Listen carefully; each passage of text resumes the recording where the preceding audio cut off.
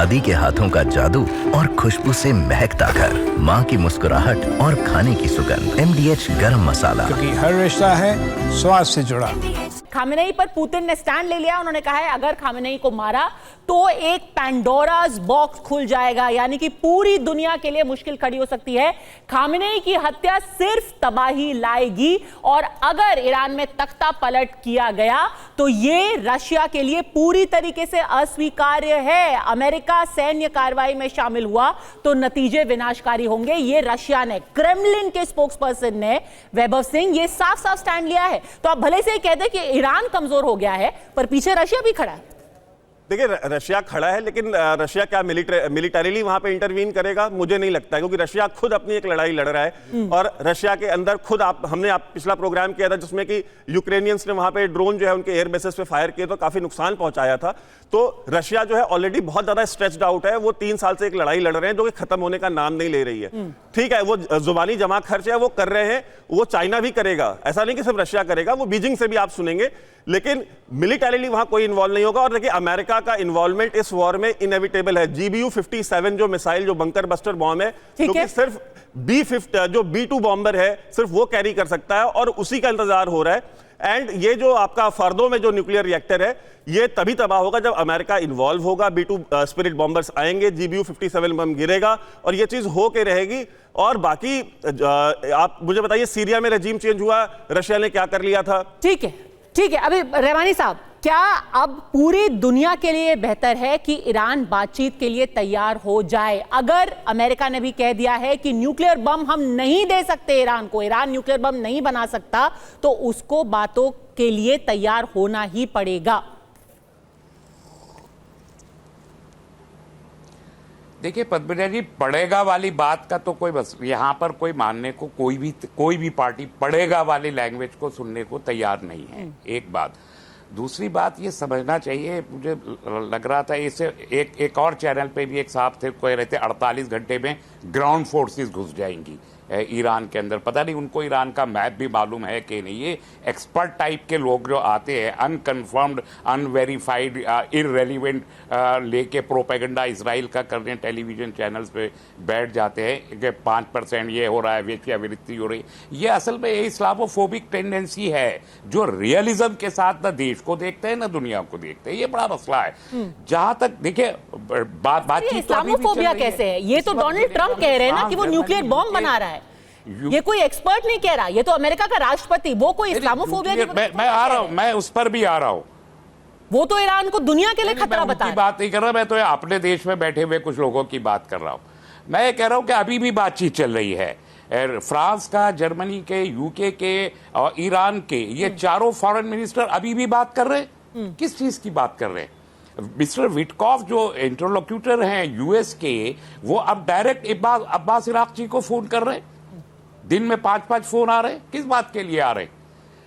यकीनी तौर पर एक बैकडोर डिप्लोमेसी का चैनल खुला हुआ है। सबको बातचीत करने की जरूरत है। अमेरिका जैसे लोग अभी वेस्ट एशिया में अभी तो निकले हैं, 2 साल हुए इराक से, अफगानिस्तान से। उस वक्त उनके पास भी स्ट्रेटेजिक एक्सपर्ट्स हैं, उनके पास भी ब्रेन्स मौजूद हैं। उनको मालूम है कि कहाँ कदम रखना है, नहीं रखना है। वेस्ट एशिया में अमेरिका के लिए इस वक्त कदम रखना कितना मुश्किल साबित हो सकता है, ये बात दुनिया के जो एक्सपर्ट्स हैं वो तो जानते हैं। और इसलिए ट्रंप साहब को बार बार टाइमलाइन बदलनी पड़ रही है। कभी 2 दिन कहते हैं, कभी 1 हफ्ता कहते हैं, कभी 2 हफ्ते कहते हैं। और इधर ईरान जो है जो खत्म हो गया, एक साहब कह रहे थे 48 घंटे में हो जाएगा, वह रजा शाह पहलवी का बेटा आके प्रेसिडेंट बन जाएगा 48 घंटे में। मुझे हंसी आती है। और वो उसके यहाँ से इसराइल के ऊपर हमले हो रहे हैं, जो आपने भी बताया अभी। रशिया एंड चाइना कुछ ना कुछ बोल रहे हैं ना, डिप्लोमेसी में यही होता है। इसी तरीके से प्रेशर बनाए जाते हैं। ठीक है फैज खान साहब, यानी कि अमेरिका को भी एक तरीके से समझ में आ गया कि ईरान को एक तरीके से बॉम्ब कर देना या ईरान को खत्म कर देना, खामेनेई को खत्म कर देना कोई इतना आसान नहीं है जिस तरीके से उन्होंने ट्विटर पे लिख दिया अनकंडीशनल सरेंडर। जिंदगी में, असल जिंदगी में ऐसा नहीं होता है।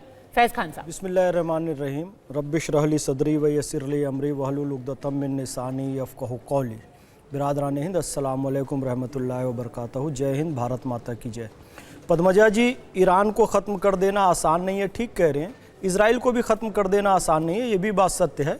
देखिए, थोड़ा सा बैकग्राउंड आपको समझना पड़ेगा, मेरी चिंता दूसरी है। असल में ये ख़त्म इसलिए नहीं होगा कि ये कजिन्स की लड़ाई है, ये कभी ख़त्म नहीं होगी, ये ख़ानदानी लड़ाई है।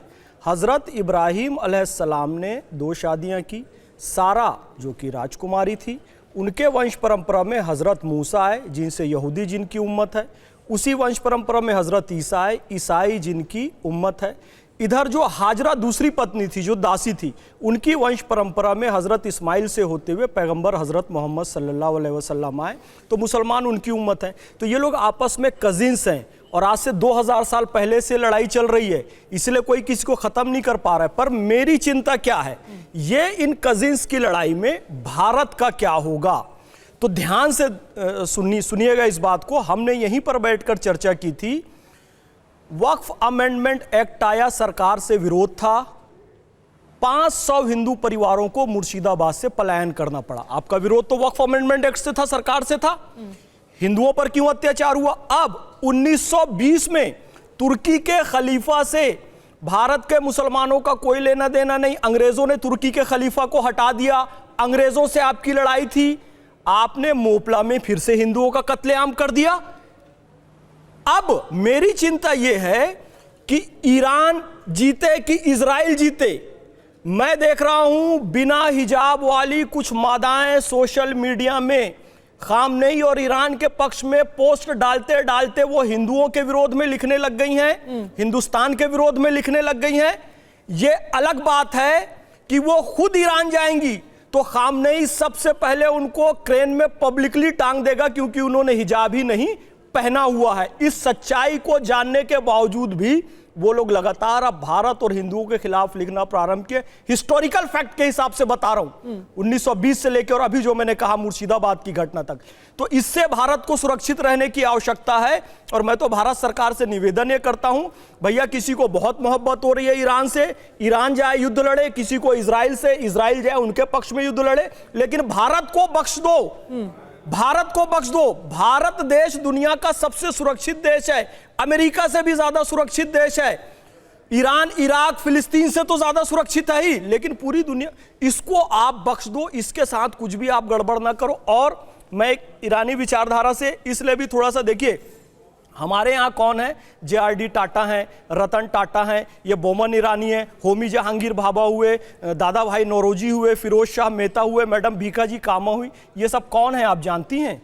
ये सब पारसी हैं जो कि ईरान में रहते थे। यही खामनेई की जो भी नाम है, मैं क्या सही गलत नाम लूं, जो इस विचारधारा ने इनके पूर्वजों को मारा था, खत्म कर दिया था। ये लोग भाग के कुछ बचे खुचे यहां पर आ गए। ये पारसी, आज भी नवरोज का त्योहार वहां मनाया नहीं जा सकता।